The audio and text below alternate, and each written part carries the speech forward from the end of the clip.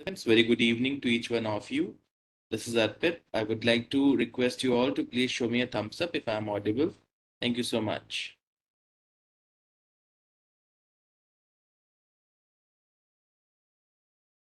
Thank you so much, Patliputra Sahodaya School Complex and dearest Rajiv sir, for providing me an opportunity to again be with the teachers, my most loved audience. So thank you so much for being a beautiful set of audience here. Of course, dear teachers, as usual,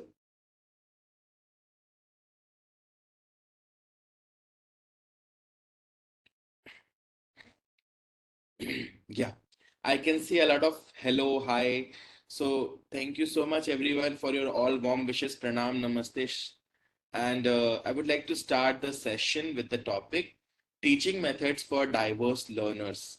So when it comes to the topic diverse learners, so I had a discussion with the heads of Sahodaya, and I was just thinking that which topic basically I should talk to teachers about, because teachers as a teacher are brilliant people, but when it comes to handling multiple set of students with their multiple types of need and things, so a teacher find themselves a little uh, helpless in terms of helping a child. जब भी class में यदि किसी teacher के पढ़ाने की ability की बात हो, तो मैं कभी भी किसी शिक्षक के पढ़ाने की कला पर कभी भी संदेह नहीं करता हूँ। पर जब किसी शिक्षक को किसी ऐसे बच्चे को हैंडल करने की बात आए, किसी ऐसे बच्चे को पढ़ाने की बात आए, जिसको पढ़ाई करने के साथ-साथ कुछ मनोवैज्ञानिक समस्याएँ हैं, तो मैं उस परिस्थिति में टीचर को थोड़ा असहाय प्राप्त करता हूँ, जहाँ पर मेरा प्रयास रहता है कि मैं उनको उचित मार्गदर्शन दे करके जो सहयोग प्राप्त करके वह बच्चे को लाभ पहुंचा सकते हैं, वह लाभ उन्हें उपलब्ध करा सकूं।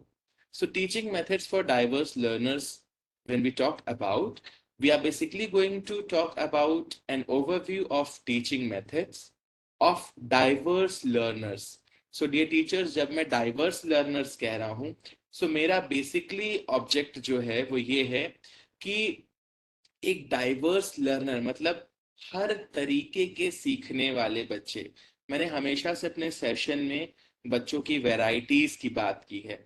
यदि हम सोचे कि कोई बच्चा बच्चा है, सो वो हमें सिर्फ बच्चा दिख रहा है, लेकिन उस बच्चे के अंदर का जो लर्नर है, जो सीखने वाला है, वह अलग अलग तरीके का हो सकता है। कोई बच्चा भाग दौड़ के सीखता है, कोई बच्चा शांति से सुन के सीखता है, किसी बच्चे को दोबारा नहीं बताना पड़ता और किसी बच्चे को बार बार बताना पड़ता है। कोई बच्चा पजल्स जोड़ करके कैलकुलेशन सीखता है, तो कोई बच्चा एक दो तीन चार उंगलियों से सीखता है। कोई बच्चा बालू या नमक में अपनी उंगलियों से संख्याएं बना बना करके सीखता है। कोई बच्चा दीवार पर लिख करके सीखता है।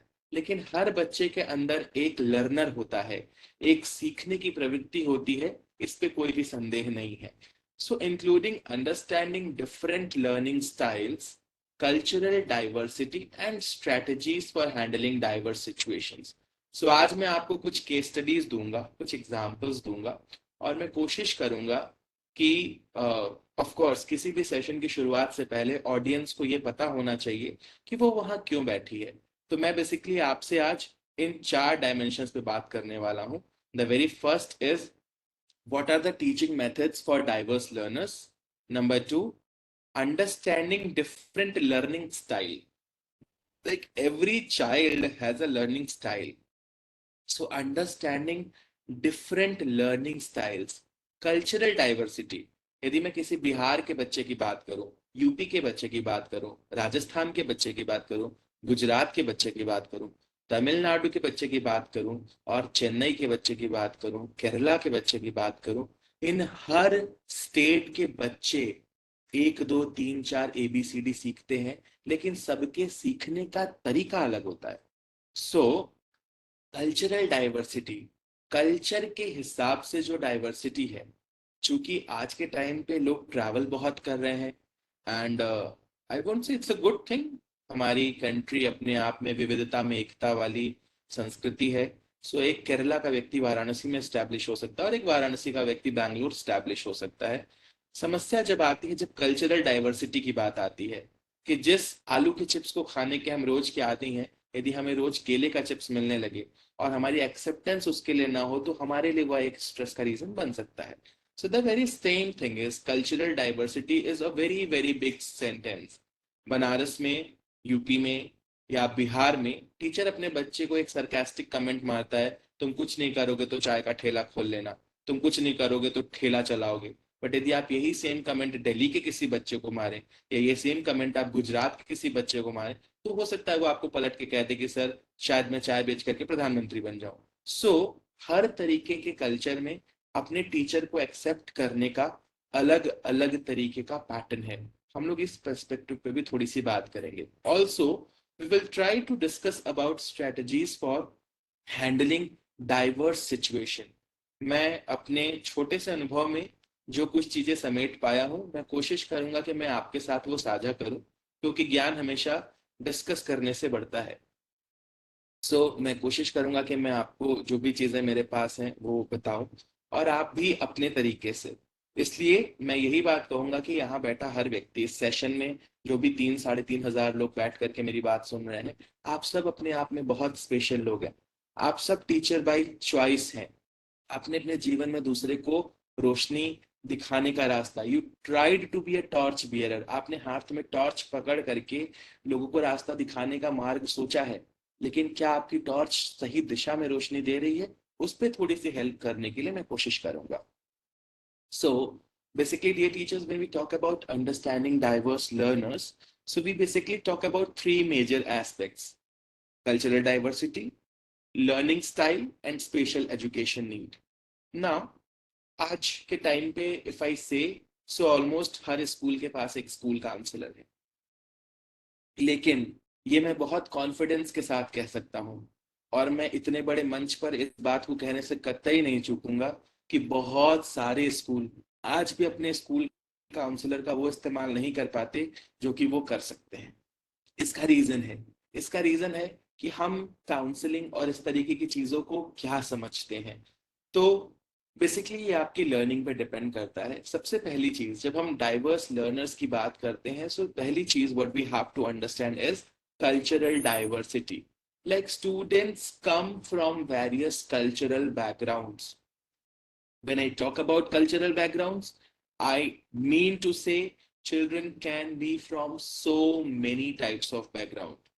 And you can't imagine, आपकी एक क्लास 6 की क्लास में तेलंगाना से लेकर के, हो सकता है बांग्लादेश से कोई माइग्रेटेड पेरेंट हो, उसका बच्चा भी हो सकता है कि कोई अफ्रीका में नर्सरी से लेके 5 तक पढ़ा है और अपने जॉब की वजह से वो आपकी लोकल सिटी में शिफ्ट हो गया हो, अपने पेरेंट्स की वजह से एक लोकल सिटी में आ गया, और उसका भी बच्चा हो सकता है, और आपके लोकल सिटी का भी बच्चा हो सकता है.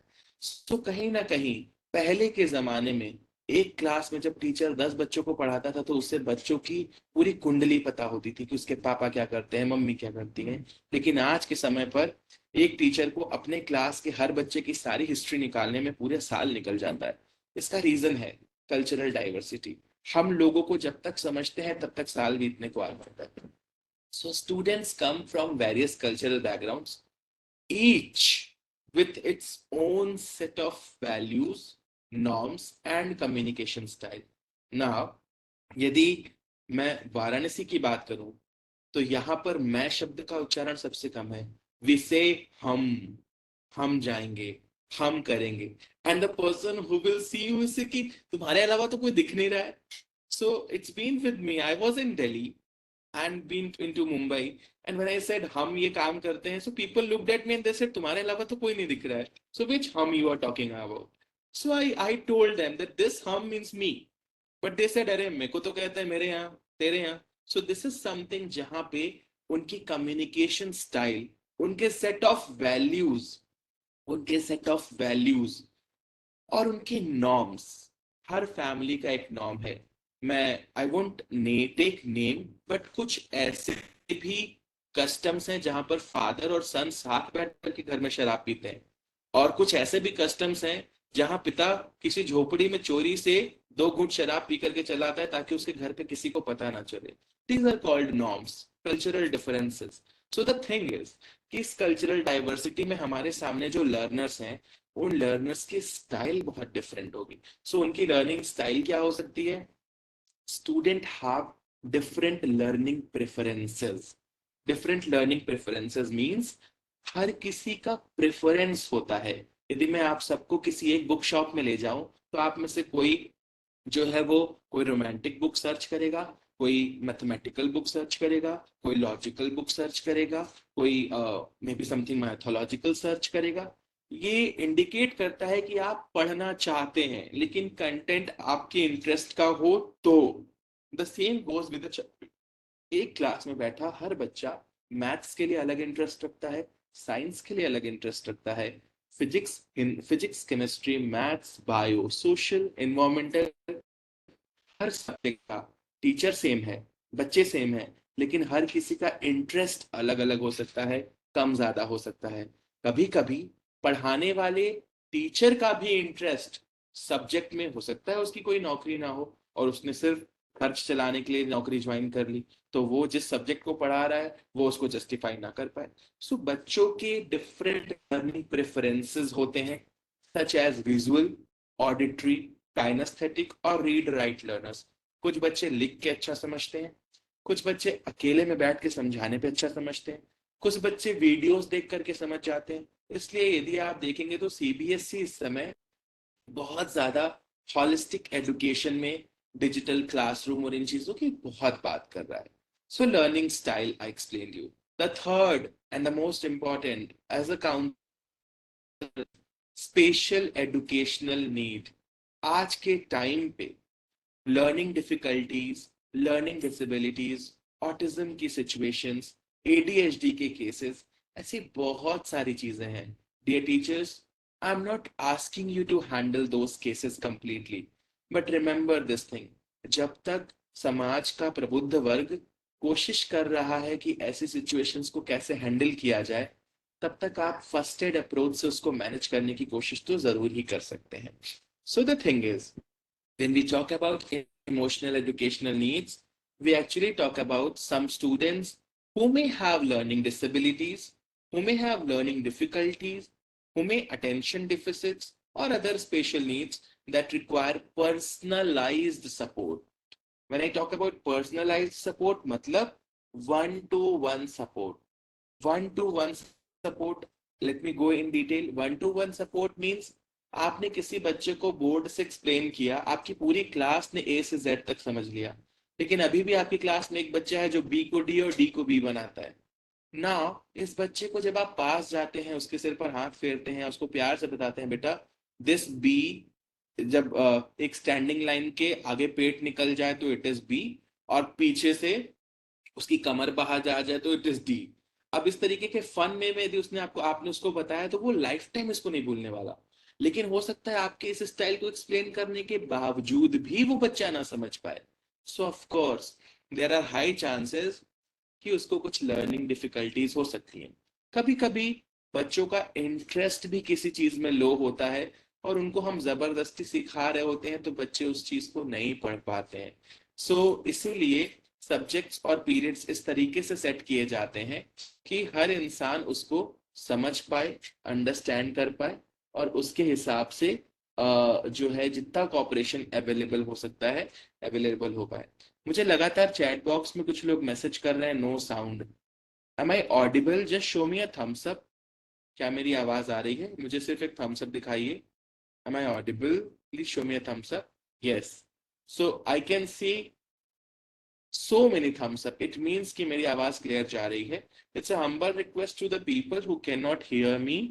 Just please disconnect and reconnect. So, the very beautiful concept which I love and I talk about, learn, unlearn and relearn. मैंने बहुत सारी चीजें जीवन में ऐसी सीखी हैं जो मैंने सीख ली क्योंकि मुझे सीखनी थी ना। उसको सीखने के बाद मुझे लगा कि आज के समाज में इसकी जरूरत नहीं है, तो मुझे ये काबिलियत होनी चाहिए कि मैं उसको अनलर्न कर सकूं। जैसे हम किसी ऐप को इंस्टॉल करते हैं और हमें उस लगता है कि आज के टाइम पे इस ऐप की जरूरत नहीं है, तो मैं उसको अनस्टॉल कर देता हूं। लेकिन मुझे लगता है कि आज के हिसाब से जो लेटेस्ट ऐप मेरे पास होना चाहिए वो मेरे फोन में डाउनलोड करूं, तो that is called relearn. So हम सबके पास learn, unlearn and then relearn की एबिलिटीज होनी चाहिए, तो हम ऐसी सिचुएशंस में अपने क्लासरूम एनवायरनमेंट को और बेटर बना पाएंगे. Coming to teaching strategies, dear teachers, we never segregate कि मैथ्स का टीचर होता है, वो मेल है या फीमेल है डजंट मैटर, वो यंग बॉय है या कोई ओल्ड लेडी है डजंट मैटर. मैथ्स का टीचर होता है, साइंस का टीचर होता है. एक बच्चे का अपने टीचर में जो फेथ होता है, जो भरोसा होता है, वही उस बच्चे की लर्निंग के पीछे बहुत बड़ा रीजन होता है. Please do not take this very personally, but जब मुझसे कभी कोई बच्चा कहता है कि मुझे मैथ्स अच्छी नहीं लगती, तो मैं उस बच्चे से पूछता हूँ कि तुम्हारे मैथ्स टीचर के साथ तुम्हारा कनेक्शन कैसा है, तुम्हें मैथ्स अच्छी कब लगती थी. और वो बच्चा मुझे बताता है कि ये मैथ्स मुझे क्लास 6 तक अच्छी लगती थी, लेकिन मैं क्लास 7 में जब से आया हूँ तब से मुझे मैथ्स अच्छी नहीं लग रही है. एंड मुझे जब डिटेल में जाता हूँ तो मुझे पता चलता है कि जब टीचर अच्छा नहीं लग रहा है, तो बच्चे को पढ़ाई अच्छी नहीं लग रही है. तो this is called very simple thing ना. जहाँ पे वो लोग रहे जैसे आपको, जो लोग आपको पसंद नहीं करते या जिन्हें आप पसंद नहीं करते, वो कितनी भी अच्छी जगह पे क्यों ना बैठे हो, आप कोशिश करेंगे कि आप वहां ना जाए. सो this is something which is very genuine with a child. और जब बच्चे के साथ टीचर का कनेक्शन अच्छा हो जाता है, बच्चे को सब्जेक्ट अच्छा लगने लगता है. इसका मतलब कि हम सबकी लाइफ में हर सिचुएशन में कुछ ना कुछ ऐसी चीजें होती हैं जहां पर हमको ये समझने की जरूरत है कि यहाँ पर दिक्कत क्या है. And then I talk about the concept of read between the lines. जो दिख रहा है उस पर भरोसा मत करो, जो दिखना चाह रहा है उस पर भरोसा करो. सो टीचिंग स्ट्रेटजीज का सबसे बड़ा जो कंसेप्ट है that is differentiated instructions. Now when I talk about differentiated action, what do I exactly mean here? I just want to say, आपने बोला यहां से सीधे जाओ, राइट टर्न लो, फिर स्ट्रेट जाना, फिर एक राइट टर्न लेना, फिर एक लेफ्ट टर्न लेना, फिर एक राइट टर्न लेना, फिर स्ट्रेट जाना, फिर एक लेफ्ट टर्न लेना, सामने तुम्हारी मंजिल है. ये इंस्ट्रक्शन वो बच्चा बहुत अच्छे से समझ सकता है जो एनालिटिकल ब्रेन जिसका डोमिनेटिंग हो. लेकिन जो बच्चा बहुत क्रिएटिव हो, आपकी इस चीज को सुन करके दिमाग में रंगोली बना करके भूल जाएगा. उसे लगेगा न जाने क्या बता दिया इन्होंने, बट वो आपकी इज्जत करने के चक्कर में आपको ये नहीं कहेगा कि मुझे नहीं समझ में आया. बिकॉज बच्चों को बचपन से ये सिखाया जाता है कि मुझे इसलिए नहीं बताना है कि मेरे टीचर को खराब ना लगे, मुझे इसलिए नहीं बताना है कि कहीं मेरा टीचर मुझे डांटे ना. सो डियर टीचर्स, ये हमारी बेसिक जिम्मेदारी बनती है कि हम अपने बच्चों को डिफरेंशिएटेड इंस्ट्रक्शंस के अप्रोच से हेल्प करें. कैसे? So develop teaching methods and materials to meet the diverse needs of students in the classroom. जब हम टीचिंग मेथड्स डेवलप कर रहे हैं, जैसे कुछ टीचर्स आज भी चॉक एंड डस्टर वाले टीचर हैं. एंड बिलीव मी, जो चॉक एंड डस्टर के टीचर हैं, उन चॉक एंड डस्टर के टीचर की सबसे बड़े ड्रॉबैक ये है कि वो पढ़ाते बहुत अच्छा है, लेकिन उनकी पढ़ाई हर बच्चे को समझ में नहीं आती. और जिन बच्चे को समझ में आती है, वो बच्चे या तो संख्या में बहुत कम है, या वो टीचर को अपनी बात समझा नहीं पाते. और वो टीचर जो क्लास में स्कूल में बड़ा नया नया आया है, लेकिन वो डीजी बोर्ड का भी इस्तेमाल करता है, बच्चों को गेम्स भी खिलाता है, बच्चों को वीडियो भी दिखाता है, बच्चों को वॉलीबॉल भी खिलाता है, बच्चों को मैथ्स भी पढ़ाता है, बच्चे उसे बड़ा प्यार करते हैं. आप सोच के देखिए, मैं स्पेसिफिकली कभी किसी सब्जेक्ट की तारीफ या बुराई नहीं करता, मेरे लिए सारे सब्जेक्ट्स इक्वल हैं. बट आप सोच करके देखिए कि जब एक बच्चा स्कूल से पास आउट हो जाता है, तो वो अपने स्कूल लौटने के बाद अपने म्यूजिक टीचर, अपने स्पोर्ट्स टीचर, अपने डांस टीचर का पैर जिस खुशी से छूता है, उस खुशी से अपने सब्जेक्ट टीचर का पैर क्यों नहीं छूता? इसका एक बहुत सिंपल रीजन है. उसकी लाइफ में वन टू वन कनेक्ट में जो सपोर्ट उसको उन पेरिफेरल टीचर्स ने दिया है, that support the main subject teachers have not given. इसका मतलब क्या पढ़ाई जरूरी नहीं है? नहीं, पढ़ाई बहुत जरूरी है, लेकिन पढ़ाई के साथ सबसे ज्यादा जरूरी है इंसान के साथ तालमेल और समझ. सो we need to understand to develop teaching methods and materials to meet the diverse needs of students in the classroom. There are so many children inside the classroom, but if you do not touch everyone, वो बच्चा जो already 60% पे है, 70% पे है, उसे हमने 80% पे पहुंचा दिया, तो ये ठीक है, अच्छी बात है। लेकिन वो बच्चा जो 35 पे है, वो 35 पे ही बना हुआ है, तो टीचर का एफर्ट कहाँ है? एक टीचर की काबिलियत का अंदाजा तब लगता है जब वो 35% वाले को 85% पे पहुंचा दे, और 65 वाले को भी 85 तक लेकर के जाओ। लेकिन उसके लिए हमें इंडिविजुअल लेवल पे बच्चों के साथ थोड़ा अपने एफर्ट्स को इम्प्रूव करना पड़ेगा। For example, in a language arts class, so providing multiple options for demonstrating understanding, such as writing an essay, creating a presentation, or acting out a scene from a book. So when it comes to understanding, dear teachers, we have to somewhere understand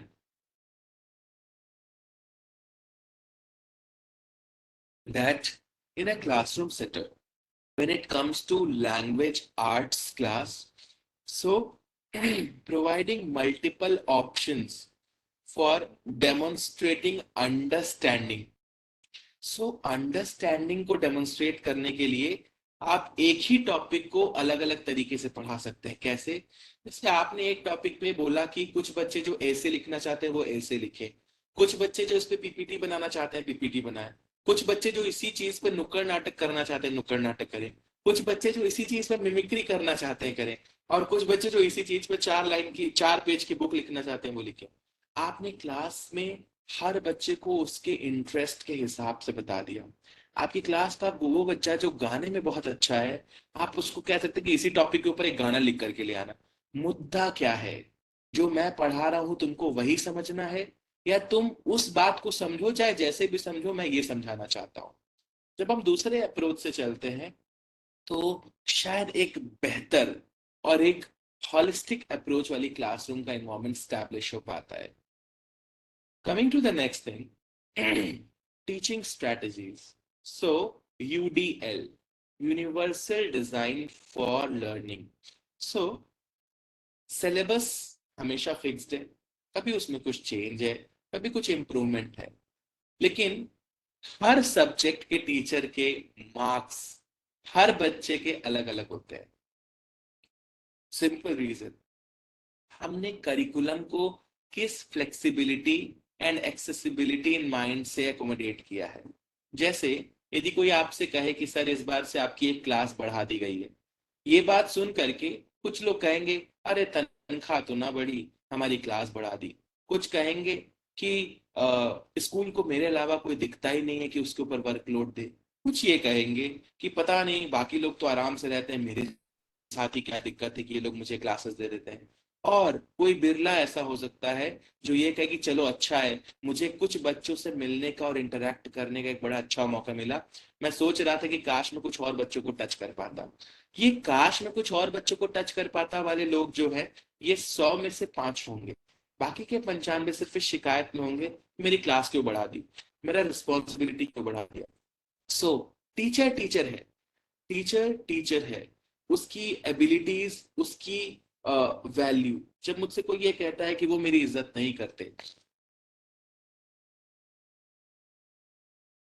apologies for the disruptions in between. I'm just suffering from a little cough and cold, so I'm taking water in between, so it will take 10 seconds का break. Yeah, so coming back to the thing, जब मुझसे कोई ये कहता है कि फला व्यक्ति मेरी इज्जत नहीं करता, उसने मेरी बेइज्जती कर दी, मैं बड़ा मुस्कुरा के उनसे पूछता हूँ कि आप अपनी इज्जत कितनी करते हैं। क्योंकि यदि आप अपनी इज्जत करते हैं तो कोई आपकी इज्जत करे आपकी बेइज्जती करे आपको फर्क नहीं पड़ता। एक सिंपल सी चीज है, यदि मुझे पता है कि मेरे अकाउंट में 1 करोड़ है मेरे पास, और कोई मुझे भिखारी बोल दे तो मुझे दुख नहीं होगा। लेकिन यदि कोई 2 करोड़ वाला व्यक्ति मुझे भिखारी बोले तो मुझे दुख होगा, क्योंकि मैं अपनी एक औकात जो है वो कांस्टेंट 2 करोड़ वाले से कंपेयर कर रहा हूँ। 10,000 कमाने वाला व्यक्ति यदि मुझे पलट करके कोई बात बोल दे, मुझे वो इतना हर्ट नहीं करेगा। क्यों? क्योंकि मुझे लगेगा यार इसका लेवल क्या है, मेरा लेवल क्या है। The same happens in every situation of life. आपको लाइफ में किसी का क्रिटिक, आपको लाइफ में किसी का कमेंट, आपको लाइफ में किसी की मुस्कुराहट अच्छी लगती है या बुरी लगती है, ये कंप्लीटली डिपेंड करता है आप उस पर्टिकुलर पर्सन के बारे में क्या थॉट होल्ड करते हो। So that is something which happens in the classroom. That is something which happens with the teacher, that is something which happen with the parents. Sir उस बच्चे के पेरेंट्स जब आते हैं बड़े बदतमीजी से बात करते हैं। मैं मुस्कुरा के पूछता हूँ कि वो पेरेंट आपसे साल में 3 बार पीटीएम में मिलते हैं, वो आपसे साल में 3 बार मिलते हैं और उसमें भी झगड़ा कर लेते हैं, तो उससे पहले वो आपके बारे में जो इमेज कैरी कर रहे हैं, इसका मतलब कि बाकी के दिन बच्चा जो स्कूल से घर जाकर के बता रहा है, पेरेंट उन चीजों को बहुत अच्छे से सुन रहे हैं। और अक्सर ऐसा सुनने में आता है उस बच्चे के साथ टीचर के अच्छे टर्म्स नहीं है, उस बच्चे के साथ टीचर कुछ ऐसी चीजें बोल दे रहे हैं जिसका कोई इम्पैक्ट नहीं है। So there are something, teacher let us try to be professional.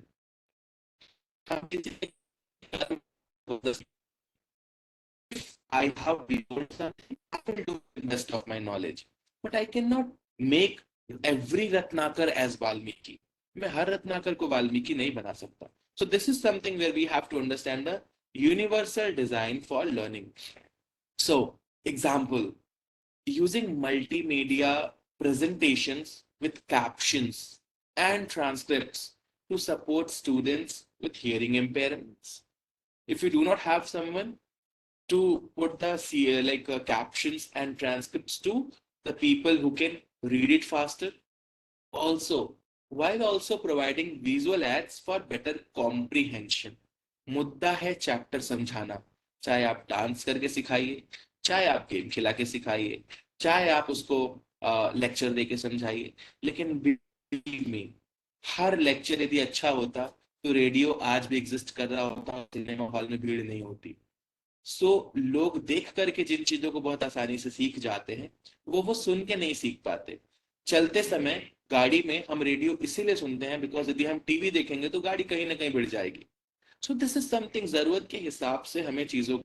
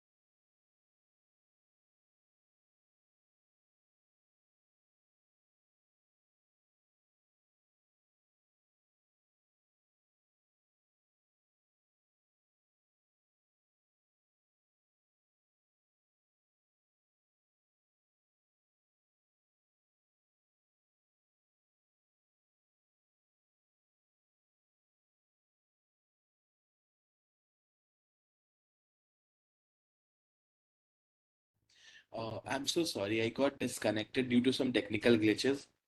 And with a smile, I can say really sorry. So, technical glitches is in no one control. Yes, I'm back. So, sharing the screen once again, what we were already discussing. So, we were, just a second. Yeah. So, dear teachers, we were basically talking about the strategies, teaching strategies. So, I was talking about collaborative learning. So, when I talk about collaborative learning, yeah, thank you so much for waiting. Thank you so much. So, allow me to continue the discussion. Yes. So, collaborative learning, like encouraging students to, work together in groups, fostering peer support and diverse perspectives. Believe me, पहले like it is my very personal experience. पहले मुझे सिर्फ ये भरोसा था कि यदि किसी काम को मैं अकेले करूंगा तो शायद मैं उसको वो परफेक्शन दे पाऊंगा जो मैं देना चाहता हूँ। ये मेरे स्ट्रेस का सबसे बड़ा कारण था। मैं बहुत परेशान हो जाता था इन चीज़ों से। And dear teachers, this is my real learning. एक दिन मुझे एक एक मैच्योर और एक बहुत एक्सपीरियंस्ड लेडी ने ये बात बोली कि तुम अपने काम को डिस्ट्रीब्यूट करो, लोगों को दो उनकी काबिलियत के हिसाब से।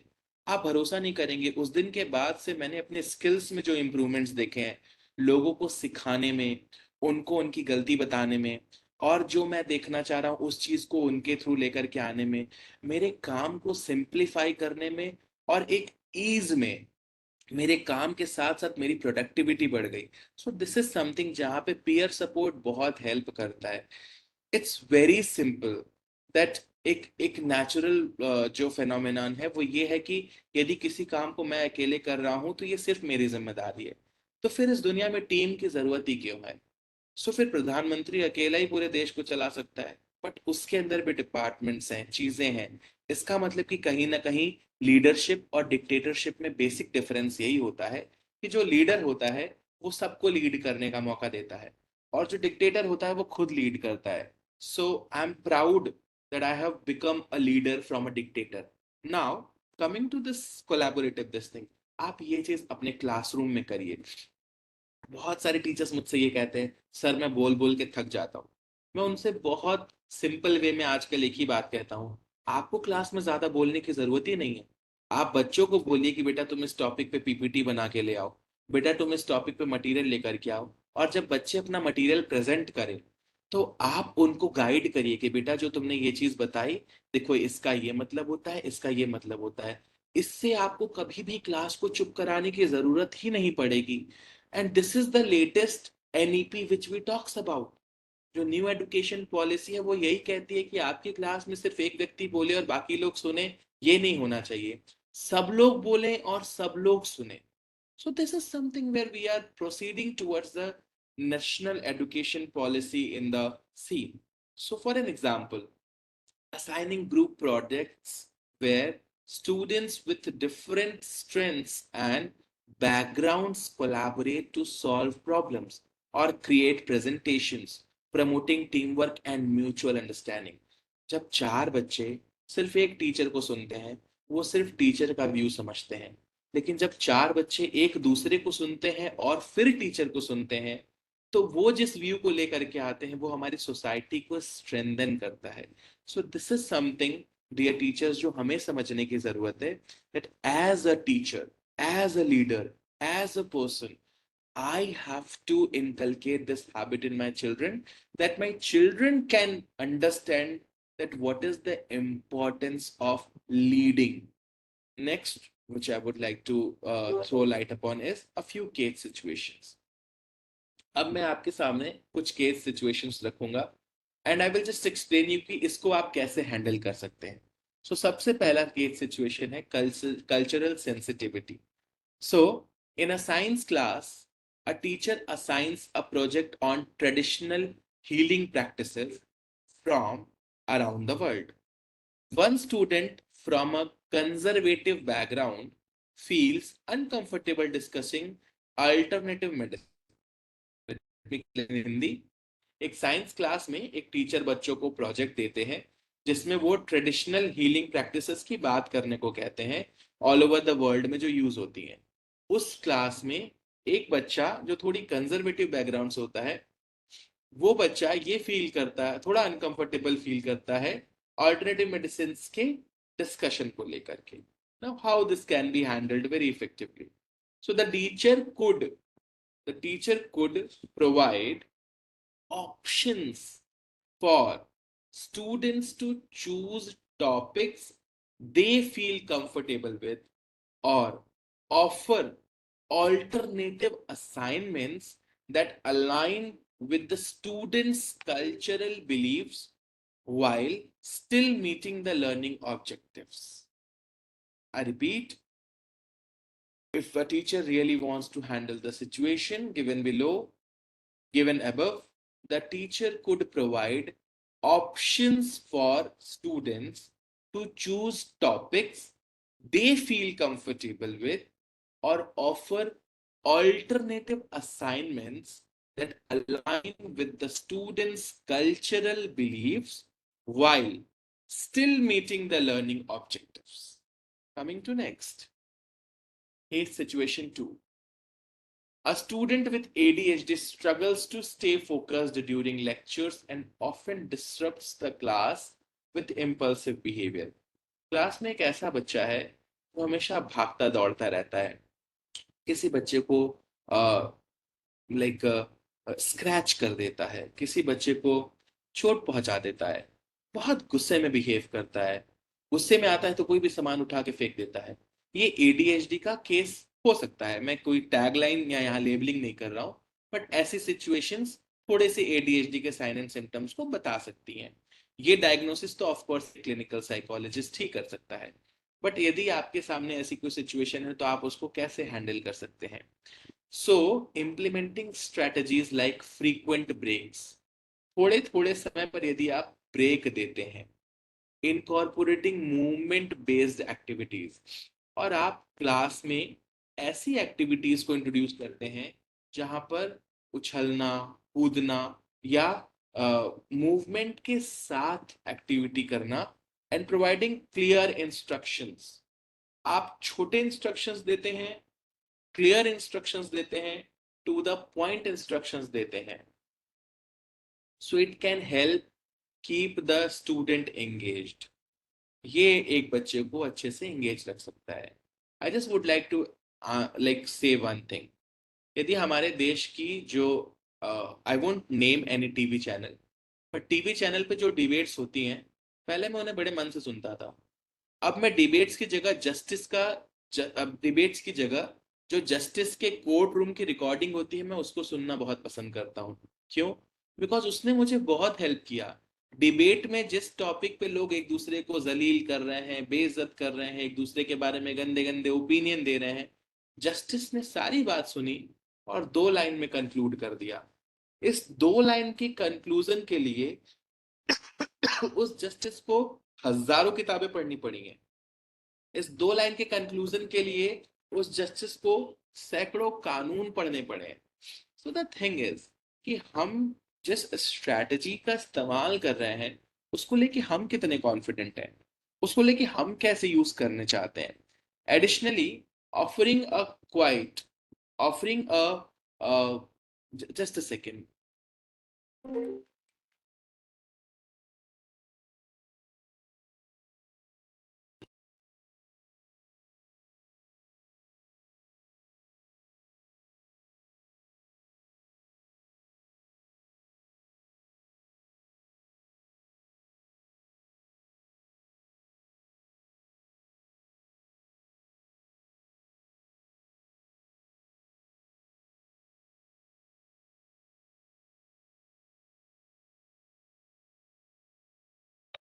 Yeah.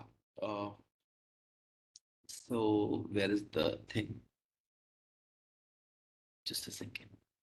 Yeah, thank you so much. uh, you all have shared very positive comments about the session. I'll just again share the screen. There are some disruptions, but those are natural things. So, uh, so I was giving you an example that offering a quiet space for the student to work independently when needed can support their learning. सो बच्चा मेरी बात नहीं सुन रहा है पे हमें इतना rigid नहीं हो जाना है कि हम ये देखना भूल जाएं कि बच्चा मेरी बात क्यों नहीं सुन रहा है। आई रिपीट, बच्चा मेरी बात नहीं सुन रहा है, इस बात पे हम इतने रिजिड ना हो जाएं कि हम ये समझ ही ना पाए कि बच्चा मेरी बात क्यों नहीं सुन रहा है। ये क्यों नहीं सुन रहा है वाली बात में आपको आपका स्कूल काउंसलर बहुत हेल्प कर सकता है। Case situation 3। So language barriers, जैसे हम हिंदी भाषी डोमिनेटेड क्षेत्र के हैं, हमारे क्षेत्र में भोजपुरी, हिंदी, इंग्लिश और like up to a certain level, but जो हमारे एक्सेंट्स हैं, जो हमारे लैंग्वेज को प्रेजेंट करने का तरीका है, ये आइडेंटिकली यदि आप जाके साउथ में क्लास लें या किसी साउथ इंडियन चिल्ड्रन को पढ़ाएं, उसके एक्सेंट पर आप हंसेंगे और आपके एक्सेंट पर वो हंसेगा। सो दिस इज समथिंग जहां पे लैंग्वेज एक बैरियर बनता है। So we should try to practice a very standard way where I'm speaking a English which an American can also understand, which a Canadian can also understand, a Turkish can also understand, and a Hindu Brahmin can also understand, and and a and a person coming from a south background can also understand. So this is something which helps you to somewhere understand that how a language can help people to develop a better connection with each other. Next is like for language barrier. So a new student joins the class who is an English language learner and struggles to understand instructions and participate in discussions. So, how to handle this situation? So, number one, provide visual aids such as diagrams and pictures to support comprehension.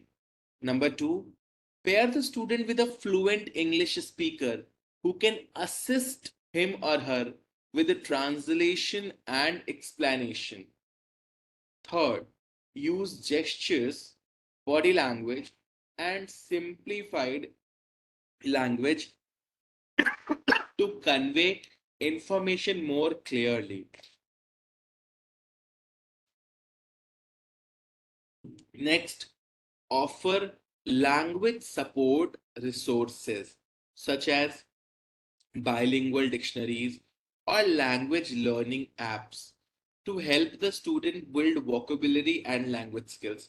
So for language learning app, I can suggest you a very nice, आप में से जिन लोगों को भी अपनी English improve करनी है और आप जरा सा भी पैसा खर्च नहीं करना चाहते, सो मैंने इस ऐप का बहुत इस्तेमाल किया है। The name of the app is Duolingo, DUOLINGO। मैंने पर्सनली देखा है, this app is very helpful and this is free of cost. This is free of cost, this doesn't cost you a single penny. Duolingo, DUOLINGO। आप हिंदी में, English में इसको बहुत अच्छे से प्रैक्टिस कर सकते हैं। That's very helpful thing to improve your language. अपनी लैंग्वेज हम क्यों इम्प्रूव करें? Like I had a encounter with a person that the person said that अर्पित मुझे क्या ही जरूरत है that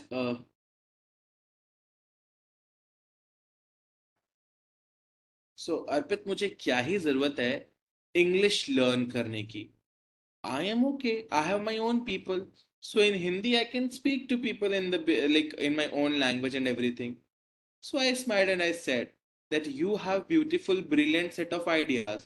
There is a person sitting in front of you and you want to communicate your ideas to that person. How will you communicate? So for that, you should have some language abilities to discuss and learn. So case number 4, gifted and talented students. A student demonstrates advanced abilities in certain subjects and become disengaged or bored with the standard curriculum. So, how to handle that? So, offer enrichment activities or advanced assignments that challenge the students' thinking and creativity, provide opportunities for independent study or research projects related to their interests, encourage the student to mentor or tutor peers who may benefit from their expertise, offer flexible pacing options, allowing the student to progress at their own pace through the material. Coming to next case situation, that is behavioral challenges. So a student frequently disrupts the class, displays defiance towards authority, and struggles to follow classroom rules. How to handle that person? So establish clear expectations for behavior and consequences consistently enforced across all students.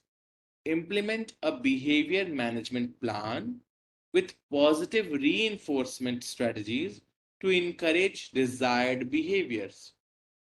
Also, build a positive relationship with the student, showing empathy and understanding while addressing underlying issues, and collaborate with school counselors, administrators, and parents to develop a support plan that addresses the student's need holistically.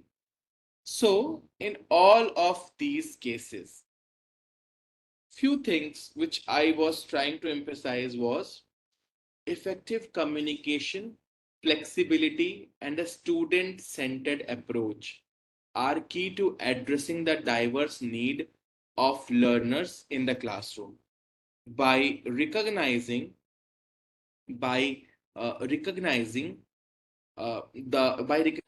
and accommodating differences, teachers can create an inclusive learning environment where all students feel valued and supported in their educational journey. Also, when it comes to the conclusion of the discussion of today's session, so very simple thing which we really need to work upon is handling diverse situations with sensitivity and flexibility ensures that every student has the opportunity to reach their full potential. Teaching methods for diverse learners involve recognizing and respecting the unique strengths, needs, and backgrounds of each student by employing inclusive strategies such as differentiated instruction, UDL, and collaborative learning. Educators can create a supportive learning environment where all students can thrive. So, this is what my overall discussion and the conclusion for the session is. If you have any question, if you have any doubt,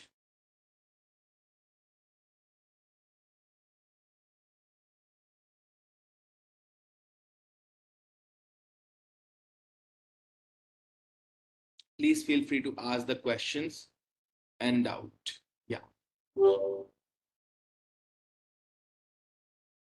If you have any doubt, any question, please feel free to put up it in the chat box.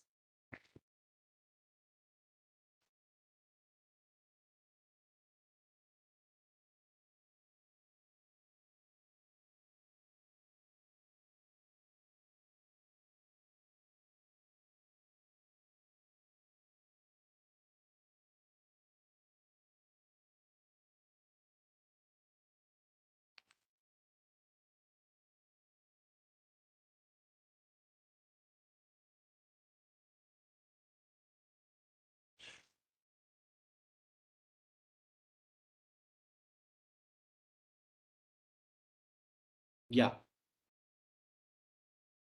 Please write down your questions.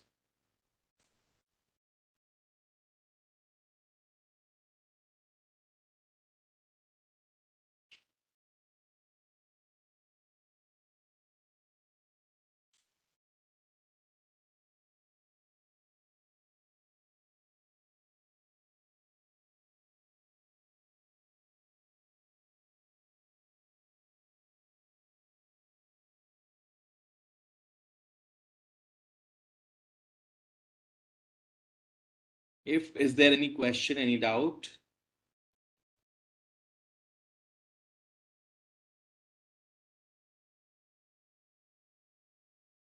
No question. Yes, the name of the app is Duolingo. Sure.